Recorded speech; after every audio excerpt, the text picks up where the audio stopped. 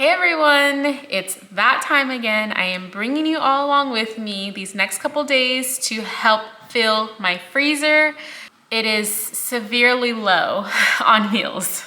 Since I got a lot of comments from people who really love my Costco inspired freezer meal videos, I thought I'd go ahead and by request do a Trader Joe's inspired freezer meal video. So I'm so excited for this because I love Trader Joe's. They're just a whole different vibe than a regular grocery store. And if you've been to Trader Joe's freezer section, you would see the amount of ready to heat meals they have on hand.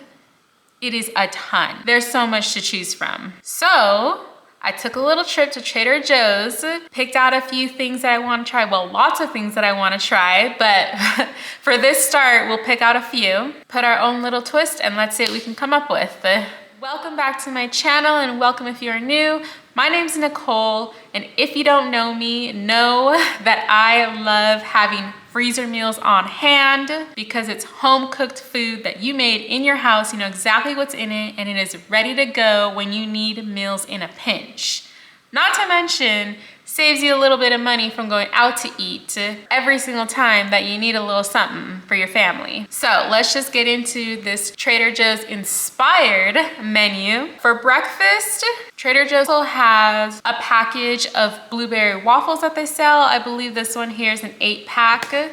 And these are just kind of like Eggos. You just pop them in your toaster to reheat, super simple. My only issue with these is that when I look on the box, I don't exactly see actual blueberries inside these waffles. I mean, they may be in there a little hidden, so that's fine, but I'm gonna try and pack mine with a good amount of berries. We'll see when we get there.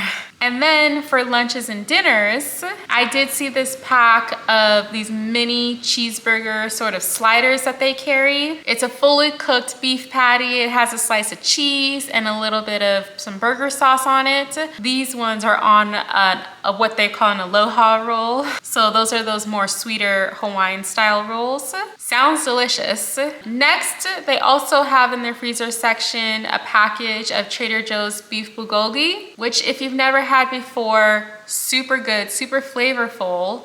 My husband actually loves beef bulgogi, so I think he'll really like this.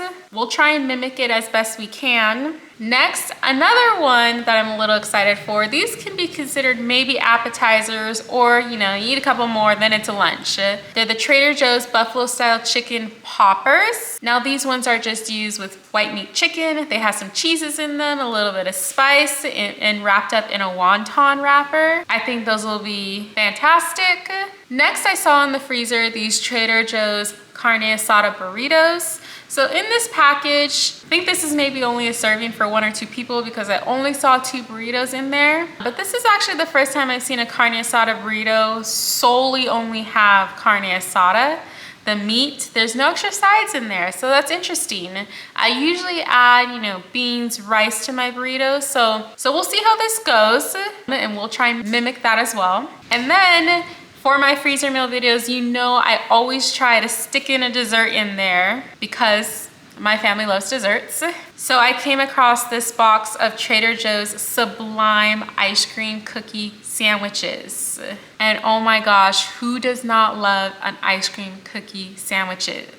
Everything in that name I love. We are going to bake our own chocolate chip cookies and make our own no churn ice cream. And I feel like that's just gonna be like a no fail type of dessert. You can't go wrong. So we got a lot to do. We're gonna go ahead and get started and move on to our prep. Okay, so I decided to go ahead and get started on those mini cheeseburgers. And for my aloha roll, I am gonna use the King's Hawaiian sweet rolls. I just bought a twin pack of it at Costco while I was there. And speaking of Costco, I'm also using 2 1-pound rolls of the Kirkland ground beef you can get in their freezer section. I believe this is 91%. So I'm just gonna cut these open and add them to a pan. I'll be cooking these over the stove, but I want to get them seasoned up first. Now, I don't remember the Trader Joe's package saying anything special about their seasoning, so I'm just gonna go with what my family likes and do a simple garlic salt, and I'm gonna do seasoned salt. So I'll go a little lighter on each, since this will be a good amount of salt in the patties. And plus I like to have paprika and onion flavor in my burgers, and seasoned salt has that. Next, I'll add some pepper. And again, I'm just eyeballing these measurements. Measure with your heart, as they say. Now I just want to mix the seasoning throughout my meat, but I don't want to handle it too much, because from what I've heard, your meat gets a little tough that way. So I really just want to combine and not super mix and mash down, just like that. I'm just gonna use a little measuring cup. This one is a 1/4, just to get these pretty much even sized. And I'll use these to ball up and to make into little patties. Super simple.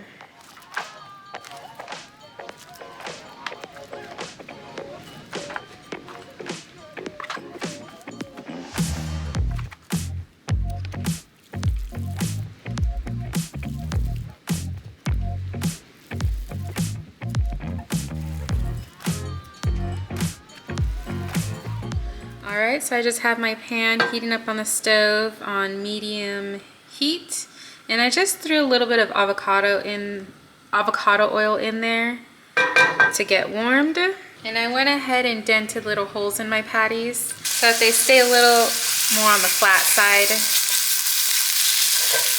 and don't puff up too much. And we'll just work these in batches. Okay, it's been about 1 or 2 minutes. So I'm gonna go ahead and flip these. They have some nice color on this side. And I'm gonna turn down the heat just slightly to medium low. And I don't wanna cook these too long, because I do want them to go through the reheat process and not be super overdone. So we'll only leave this side on about a minute or so. And then we'll take them off and move the next batch. All right, now we have our burger patties done. You can see here, I just have them in a container, slightly cooling. They smell really good and look really juicy.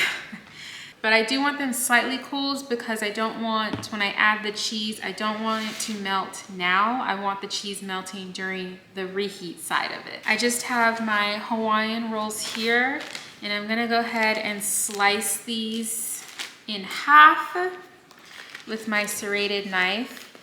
Now, I know that everyone makes it look so easy when they do this, but you know what? We're just gonna try our best and see if we can get these as halves. I think what I'll do is I will first cut them in half and then get our halves that way, just to make it a little easier on myself. Now, we were able to get 14 burger patties out of those 2 pounds of lean ground beef. So not bad. So now I'll just create my little assembly line like I normally do for sandwiches. So the Trader Joe's version uses cheddar cheese. So I do have a big pack of sliced cheese. This one is also from Costco. It comes with cheddar, Colby Jack, Monterey Jack, and Swiss. So I might do all cheddar, might switch it up a little bit. That's the best part about making them yourself. And then they do note that they use a tangy burger sauce, but don't really say what it is. I could make my own, but I have this on hand and I do need to use it. So this is a bottle of the Great Value secret sauce for burgers and dipping. I'm telling you, this stuff is so good. It's definitely like a dupe for the Big Mac sauce that McDonald's uses. or pretty close to it. It's really good. I'm a little nervous about how that sauce is going to freeze with the burger patty and cheese. So what I'll do is I will do the burger patty and then put the sauce on top and then the cheese on top so that the sauce is not making the Hawaiian rolls soggy. So that's the order that we'll start these in. So I decided I'm going to use cheddar and Swiss in these. I mean, 2 cheeses are better. So I just cut my slices in half and I'll put one on each. All right, so let's get assembling.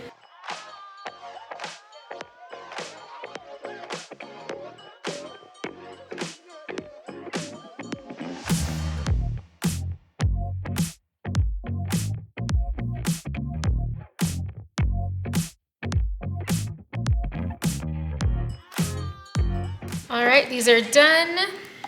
I'm gonna use my press and seal to wrap these up. I think the Trader Joe's ones comes in pairs or 3s. So for us, I think a meal, I'll just wrap these up in 2 to get them ready for the freezer. Okay, I'm done wrapping. I have to leave a couple out and my son and my husband already started eating them. So these are what are making it to the freezer, packed up in 2s. And to save on bags, I'm just gonna go ahead and put them back into the bag that they came in and wrap them up that way, store them in my freezer that way.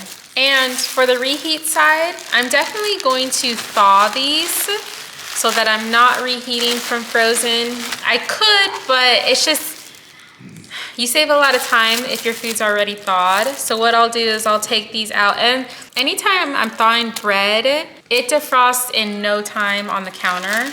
So I'm not too worried about that. I'll take them out to thaw, and then on the reheat side, you can either microwave these or likely I'll just pop them in the air fryer for just really a couple of minutes because they're so small. They would reheat so easily. So these are done. Back, and it's definitely much later at night, but that's okay. I still want to bang out at least partial of this next recipe.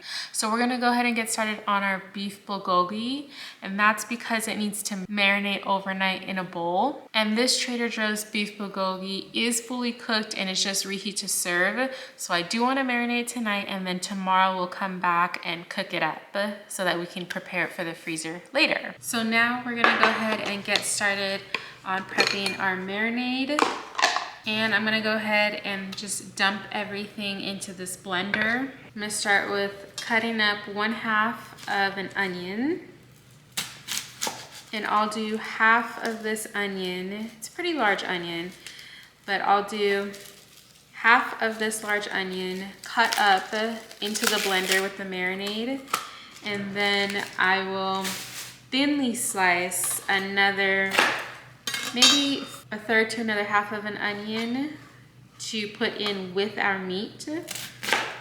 Once the marinade is prepped, just adding these diced up onions to the blender. And while I've got the onion out, I'll go ahead and thin slice the rest of this. That's a juicy onion. All right, so I have my thin sliced onion. I'm gonna set that to the side for now. I'm gonna do 1/2 of a pear. For this recipe, you're actually supposed to use an Asian pear, but I don't have that on hand, so this pear, this is just a regular, I think, Bartlett pear. This is gonna have to do for now. I'll cut that into chunks, add that to my blender. Something off recipe, I'm gonna add just a little bit more sweetness, and I have a can here of pineapple chunks, and I'm just gonna go ahead and pour out maybe half a can of this juice to bump up the sweetness a bit. And I'm gonna do 1 whole head of garlic. Okay, so I have those peeled. I'm just gonna add them whole into my blender. And since I'm doubling this recipe, I'm going to add in 4 tablespoons of soy sauce. I'm using low sodium because that's what I have on hand. So this recipe calls for mirin, which I don't have on hand. So I'm going to do a little solution of adding 1 tablespoon of rice vinegar mixed with 1 teaspoon of just regular granulated sugar. And I'm gonna stir that up. And the recipe that I'm following actually did suggest this as an alternative to do if you don't have mirin on hand. Pour that solution straight into my blender. It also calls for 1 tablespoon of gochujang. I'm out of gochujang right now, but I do have this gochu Korean hot sauce. So I think it'll be an okay substitution, pretty close. This hot sauce is more of a slow heat. So I'm gonna add about 1.5 tablespoons for a little extra spice because we did add that additional pineapple juice in here for the sweetness. So I wanna make sure we have a good balance of flavors. And I'm gonna add 1 tablespoon of brown sugar. Actually 2 tablespoons since we're doubling this. Now we're going to add in 2 teaspoons of sesame oil. I'm gonna get this blended up and come back. All right, so in my container, I have here 16 ounces of thinly sliced ribeye. I slice mine when it's slightly frozen. I put it in the freezer to harden a bit because it's just easier that way. And I have my thinly sliced onions. You actually should also add sliced green onions or spring onions to this, but I don't have any on hand, so this will have to do. And here is how my marinade looks right now. It smells really good, really flavorful. I'm just gonna pour that on top and give that a bit of a mix. All right, so we're gonna let this sit in the fridge covered overnight and we'll cook it up tomorrow. Hey everyone, okay, we are back. It is the next day. So I just added some avocado oil to the bottom of my pan. I have it on about medium to medium-high heat. I want it to be almost smoking before I actually put the bulgogi meat in here. Now I'm gonna add it in a flat layer and really just leave it alone and let it caramelize.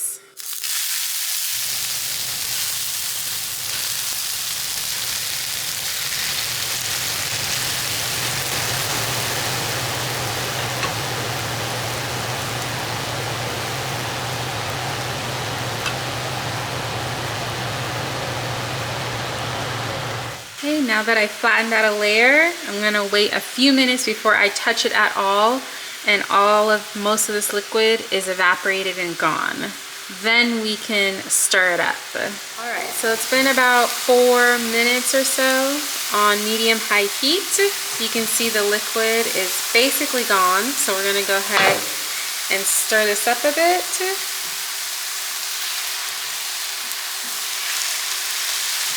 You can see we're getting some pieces with good caramelization. See, there's some good color happening on some of these pieces. So I'm just going to try and flip. And again, flatten it back to a single layer and let it cook and caramelize on the other side for a couple minutes.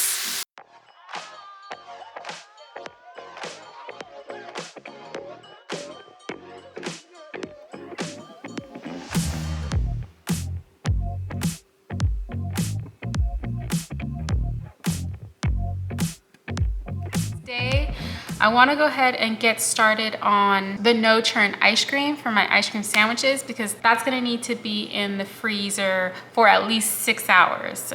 So let's get that one going. First, I need to whip up 2 cups of heavy cream. So I'm going to put in this full 16-ounce carton of heavy whipping cream. I'm going to put it on about medium speed, and I want to whip this until it forms stiff peaks, so it's going to be about a few minutes. So now that that's done, I'm just going to go ahead and add in 1 can of sweetened condensed milk into a separate bowl. And to that bowl, I'm gonna add 2 teaspoons of vanilla. This is what we're looking like. I'm just going to stir and mix this to combine.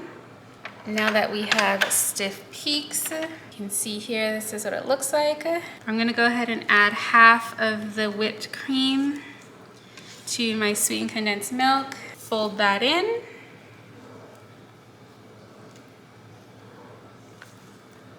And I don't want to break the lightness of the cream, so I'm not going to stir vigorously. I'm just going to fold.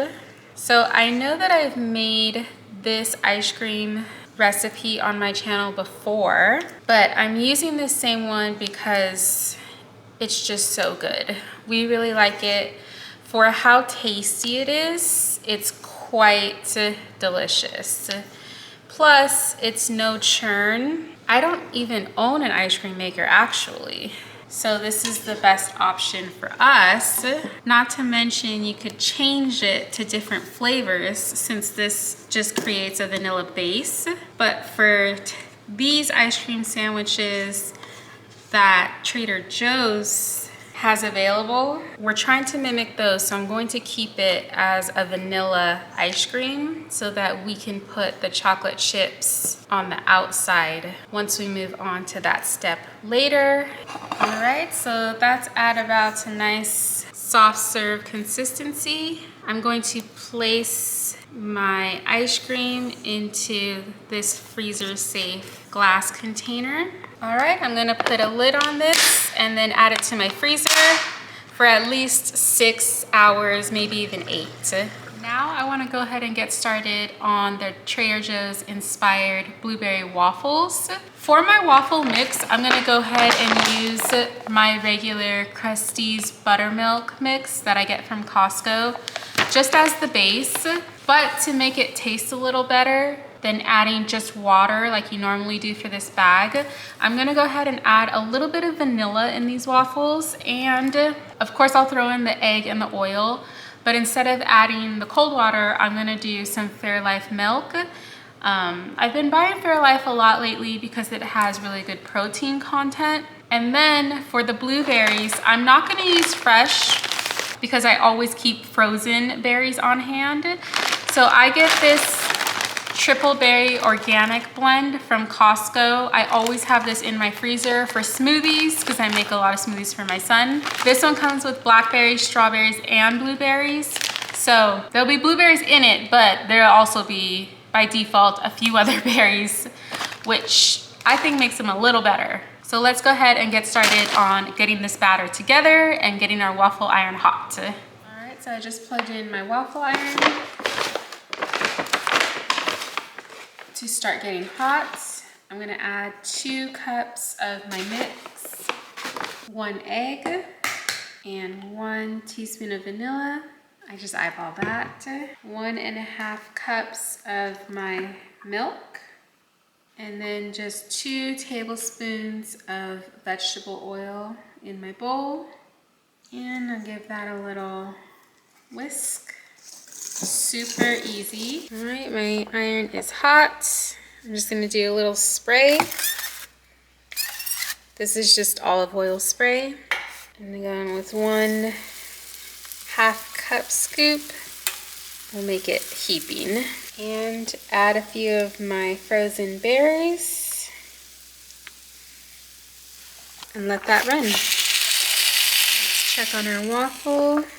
Those berries smell really good, actually. Alright, I'm gonna pull this out. And I always put my waffles to cool on a wire cooling rack so that they're not already starting out soggy. This one's done, a bunch more to go. This smells delicious.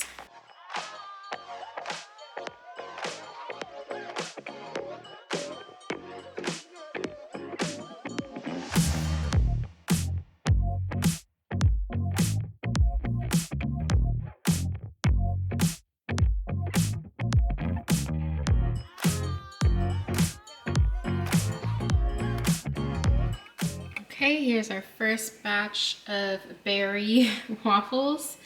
They're cooling on the cooling rack, and as soon as they're done, I will package them up for the freezer. These berries smell so good.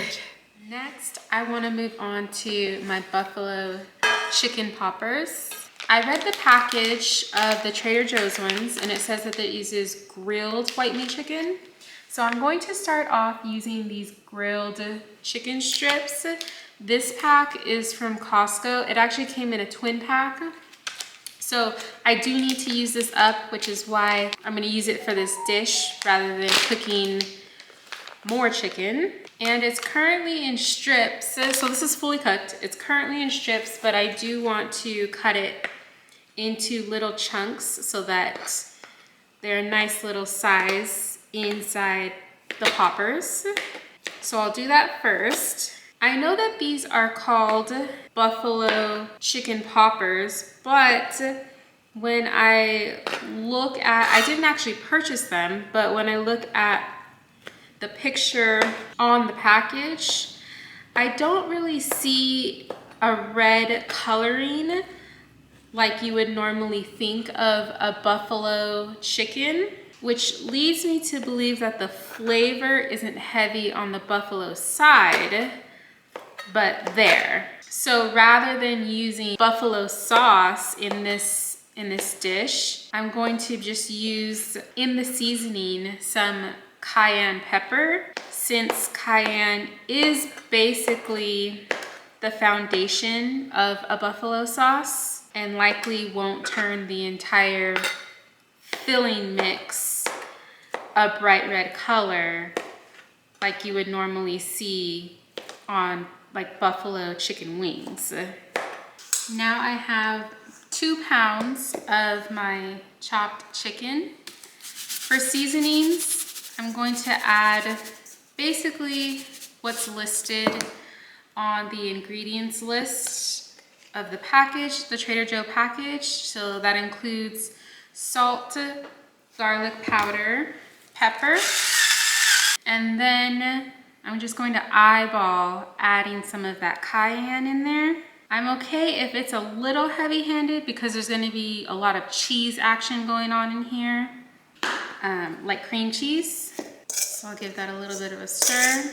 There's also little green flecks that I saw in the picture. So those are actually green onions. So I got about 3 sprigs of chopped up green onions. I'm going to add those in as well.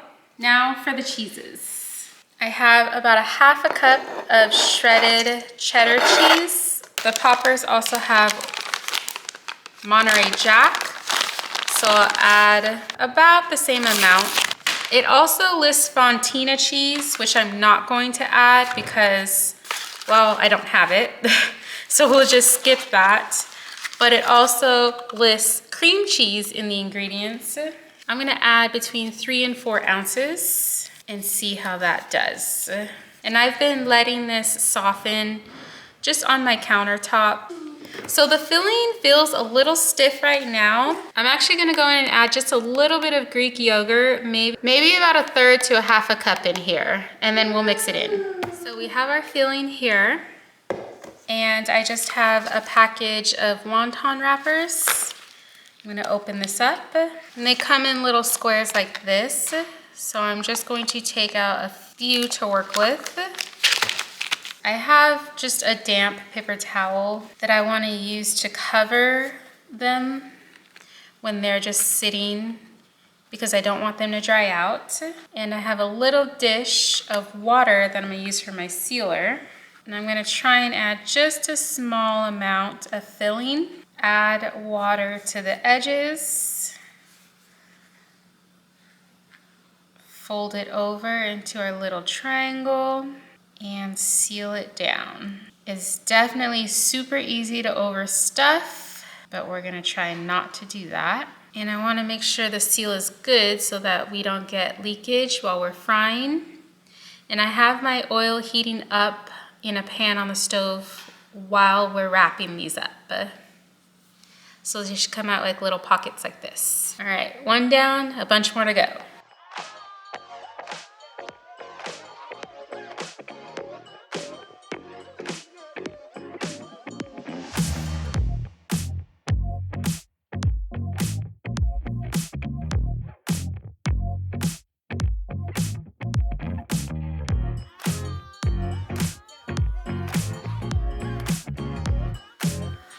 Now our oil is at about 385, which is good frying temperature. So we're just gonna drop these in, and they should only take maybe 3 or 4 minutes. Remember, the filling is already cooked, so we're just gonna let these fry up for a couple minutes. Here's what the fried chicken poppers are looking like. Nice and crispy. Very hot, so I'm gonna wait on trying one. But I've been putting them on a cooling rack and then just sprinkling them with just a little bit of salt right when they come out of the oil. The filling is super hot right now, but this is what it looks like on the inside. Very melty. Taste test. The crunch is great. It's very good, but I would definitely even make this a little spicier next time. And I would probably make up some kind of like sriracha ranch dip to put these in. I think it would go great. All right, so I just took my waffles once they were fully cooled, and I started putting them on pans and popping them in the freezer so I could flash freeze them. And they're nice and hard before putting them into a bag. That way I don't have to individually wrap them and they won't stick to themselves once I need to pull them out. So on the reheat side, and this is just a bag that I'm reusing, I relabeled it. And on the reheat side, we will likely thaw these just because of the way that we plan our meals ahead of time.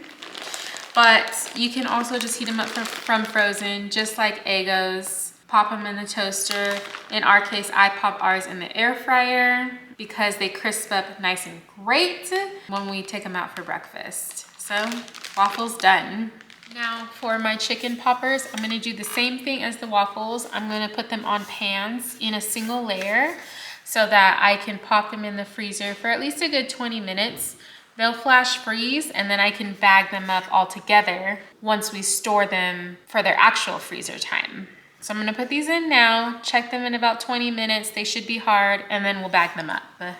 All right, we are on the last day of getting these freezer meals put together. So our concentration is going to be on our carne asada burritos and finishing off the chocolate chip cookie sandwiches. Now, I did go ahead and already marinate our meat last night so that it would already be prepped and ready to cook today. So let's go ahead and rewind you back to what I did last night and how I put that together. All right, so for this marinade, we're gonna start with orange juice, 1 cup. I'm using Simply Light because that's just what I have on hand. 1 cup goes in, and I went ahead and sliced up half of an onion.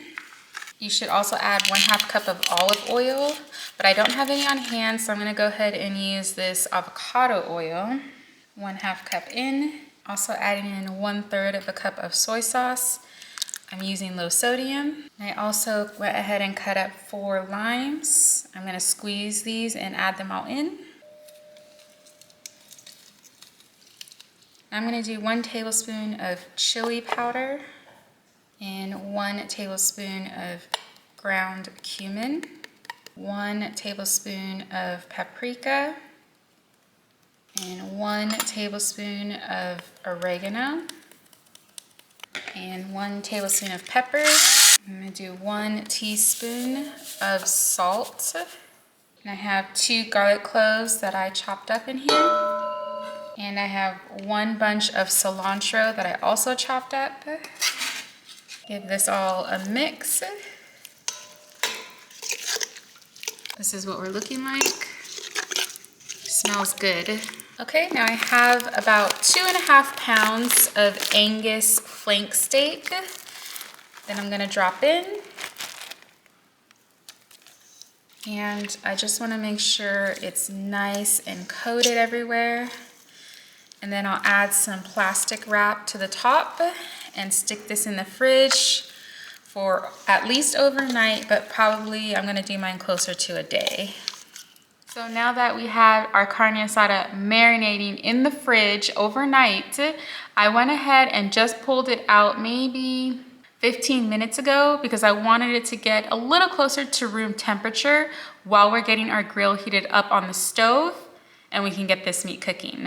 Okay, so I have my pan here on very high heat. I want to get it very hot. And I'm just going to add a drizzle of oil and just sort of brush that through these little grates. And I'm going to lay down my piece of meat until it gets nice and charred. So it's been about 6 or 7 minutes. I actually had to cut it in half because it was so large. So I'm going to do one half at a time. And right before I flip this, I'm just going to baste it a little bit with some of that marinade, just to make sure that it stays juicy. And we'll go ahead and flip. Perfect. Okay, so I'm going to remove this now.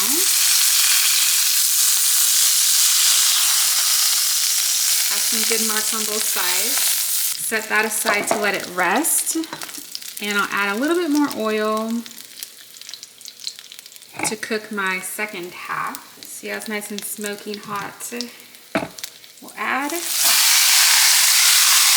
so I just pulled these off the pan and I'm letting, they have some nice marks here, and I'm definitely gonna let these rest for a while. I'm hoping that the juices stayed locked in. They still got a little bit of tenderness to them. You see that in there? There's some push in there, a little tenderness, which is what I was looking for. So these smell delicious, by the way. Let's go ahead and let these babies rest. All right, so while our meat is done and resting, I figured we'd go ahead and get started on the chocolate chip cookies for the ice cream sandwiches, just so that we can get those start baking. In the meantime, I added in 2 sticks of unsalted butter. I'm using my mother-in-law's recipe because it's really easy and delicious for chocolate chip cookies. I've made this on my channel before, super simple. And I'm gonna go ahead and use a hand mixer and whip up this butter. Okay, it's been about 30 seconds. Looks like that. And now I'll add in our sugar. So first, 3/4 cup of granulated white sugar, and I'm adding in 3/4 cup of tightly packed brown sugar, and whip that again. Okay, now just crack 2 eggs right in the center and give those a little whip before incorporating them with the rest of the dough. Next, I'll add in the 1 teaspoon of vanilla and mix. And now I'm going to sift in my dry ingredients. First, 2 1/4 cups of all-purpose flour. Do 1 teaspoon of baking soda and then 1 teaspoon salt. And we'll just go ahead and sift this in. Now we'll finish our mix. Next, we're stirring in about 2 cups of chocolate chips. I typically add more, but I don't think we'll need it this time since we're also adding chocolate chips to the rim of the ice cream sandwiches. I'm just using the Kirkland semi-sweet chocolate chips. And we'll stir that in. Now, for this dough, I do have the oven preheating at 375, but I do like to refrigerate it for maybe 15 minutes or so to get the dough a little more stiff, and that way the cookie won't spread as much like it does tend to do sometimes when I'm baking it straight at room temperature. Once we're done with this, I'm gonna go ahead and cover it with some wrap. Let it sit in our fridge. Looks great. Now that our cookie dough has been chilling for 15 minutes,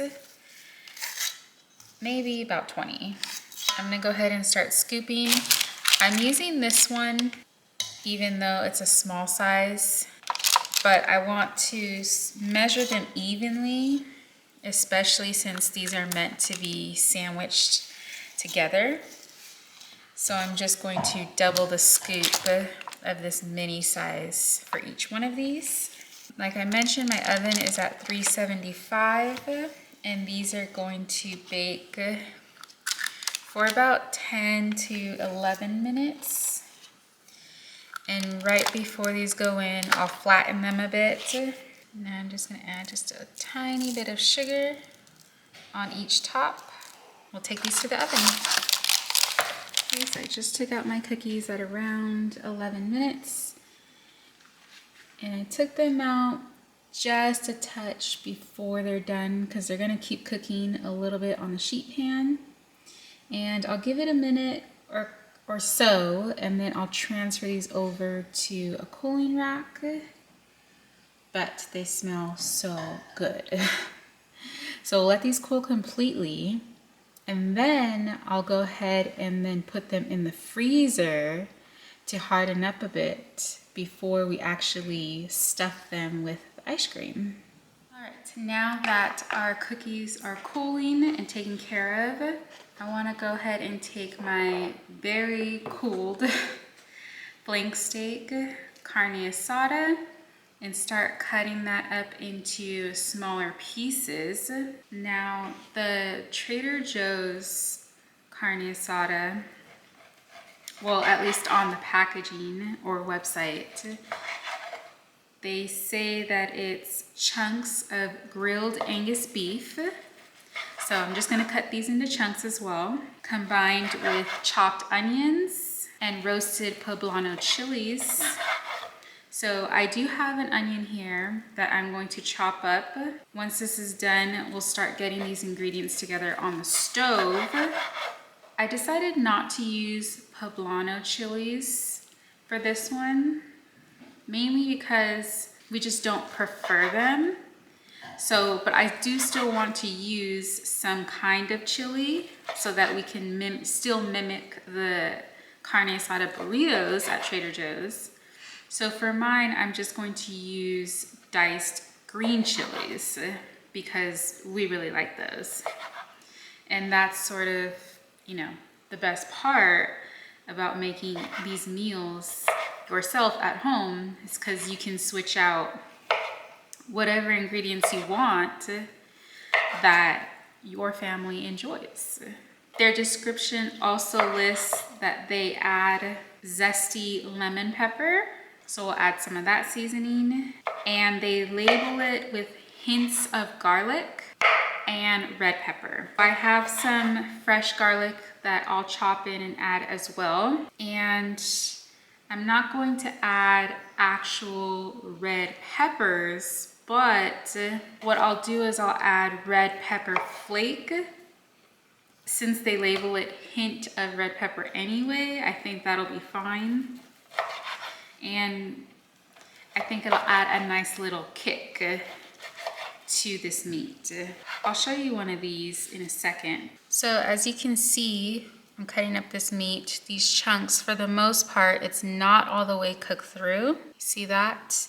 And that's on purpose because I did want to get the grill marks charred on the outside, and then I wanted to cook it through with those other ingredients in the Trader Joe's description, because I don't have, you know, the Trader Joe's actual recipe that they're using.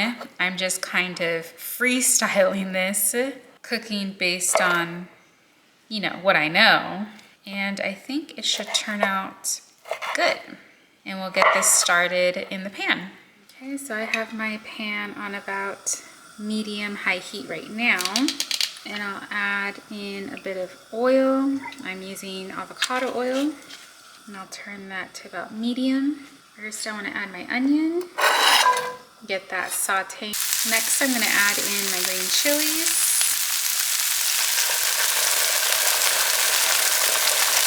Next, I'll add in my garlic to saute for a minute or so before adding my meat. Now I just added a little bit more oil to the center. I'm gonna go ahead and add my meat to get that sauteing. And at this point is when I'll add the lemon pepper, and we'll do that hint of a red pepper with our red pepper flake. And so I'm just eyeballing these measurements. This has some great color on it. I just did a small taste test, and we are definitely getting there with the flavor. I just added a little bit of pepper to this, and the meat is super nice and tender, which I love. But to ensure that it stays tender during the reheat, and to bump up the flavor just a skosh, I'm gonna go ahead and add a cup of beef broth and simmer it for about 10 minutes or so.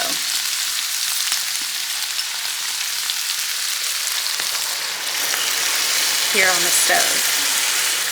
So we have this simmering on about medium low for about 12 or 13 minutes, and you can see mostly all of that liquid has been absorbed by this meat. And we're going to do a quick taste test. Very hot, has great color, super flavorful. I'm so glad that we decided to do that. I honestly think this is straight ready to go in burritos. So I'm gonna go ahead and cut the heat off and let this cool before we start adding it to our tortillas. It probably doesn't need to be all the way cool, but just so it's not burning hot. And we'll start filling. Right, so I have my meat here semi-cooled. It is delicious, by the way. Even my husband just taste tested it, loved it. I'm going to use just these Mission burrito sized tortillas. And these ones are pretty soft, so I don't typically have to heat them up first. But since the Trader Joe's burritos don't have, or at least I don't think they have anything other than the meat mixture, like typically I would add, like rice or beans. Since they're just doing meat, I want to put a good portion, fold up the sides. So simple. I wrap mine in plastic wrap. When we eat our burritos, we typically always thaw them first. And then I do the extra step of adding them to my stovetop so that we can get a nice, again on the reheat, I first thaw and then I crisp up both sides on the stove. If you've seen my reheat videos in the past, I'm pretty sure that I did show that before. And I promise you it'll taste like these burritos were made fresh that day.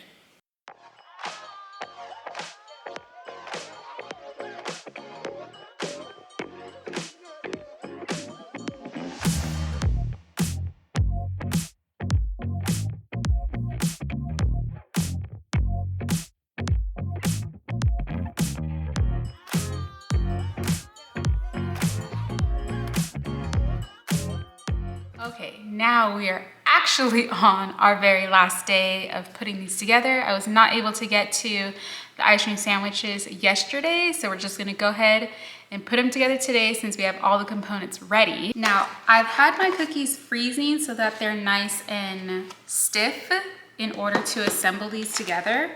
And I've had my ice cream set out for maybe about 30 minutes or so to get closer to a soft serve consistency, and that'll help it be more spreadable. And for the mini chocolate chips on the outside, I have these here, and I'm just gonna dump these in a plate. Okay, so I'm making a little assembly line, and I went ahead and separated my cookies with pieces of parchment paper so that they wouldn't stick together. Now, these did spread in during the bake time a little bit more than I wanted them to, but that's fine. I could have left them in the fridge a little longer before baking, but it's not gonna change the flavor. See, they look nice and golden underneath. So let's go ahead and start assembling. Now I'm gonna use, this is just a 1/4 cup measurement. I'm gonna use this to try and get an even amount set on our cookies here. And I know the Trader Joe's ones, or at least how they look on the package, is quite stacked with the ice cream. So I do wanna get maybe a good amount on here. Not too much, not too little. And I wanna spread it to the edges so that we can get our mini chocolate chips to adhere nicely. And then we'll add our sandwich top, just like that. And then I want to start rolling. I don't know exactly how well this will work, but couldn't hurt. Extra chocolate chips. This is what we're looking like. Pretty delicious. So I'm gonna set these aside so that we can get these in the freezer soon.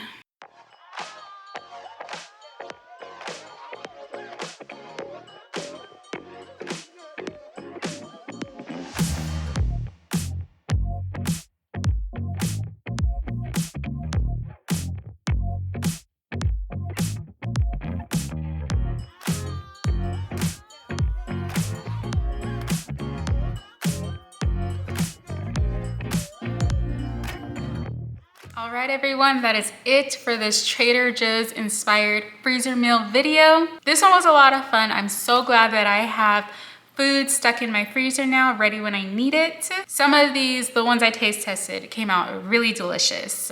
Definitely for my husband, those carne asada burritos are hands down winner. He has already been asking to bite into one of those ice cream cookie sandwiches, and I don't blame him. They look delicious. If you like this one, please go ahead and hit that thumbs up on this video. That would really help my channel out. If you want to see more of me cooking in the kitchen, I have my whole freezer meal series going on. I also have a really fun dinner and a movie series that I do. If you have another suggestion for a freezer meal inspired video, or doing a part 2 of the Trader Joe's freezer meals because they have so many at their store, let me know that too. And I'll see you in the next one. Bye.